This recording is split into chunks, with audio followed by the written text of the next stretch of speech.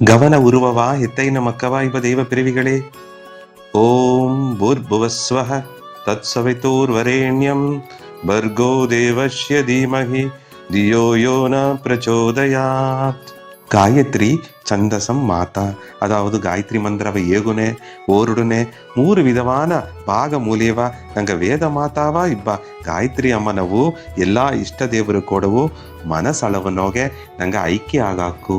ಗಾಯತ್ರಿ ಮಂತ್ರನ ಮೊದಲ್ ಭಾಗ ದೇವರನ ಮಗಿಮೆಯೂ ಪೆರುಮೆಯೂ ಹೇಗಿರ. ಎರಡಾவது ಭಾಗ ದೇವ್ರ ನೆನಪನೋಗಿಯೇ ಎಂದು ಇದ್ದು ಮನಸ್ಸನೋಗೆ ಅದನ್ನ ನೆಲೆ ಮಾಡಿ ಧ್ಯಾನ ಮಾಡುವ ಆ ತತ್ವವ ಉಣರ್ತೀರ. ಮೂರಾவது ಭಾಗ ದೇವ್ರ ಸಾರೆ ನಂಗ ದೀಪ ಪ್ರಾರ್ಥನೆಯ ಹೇಗಿರ.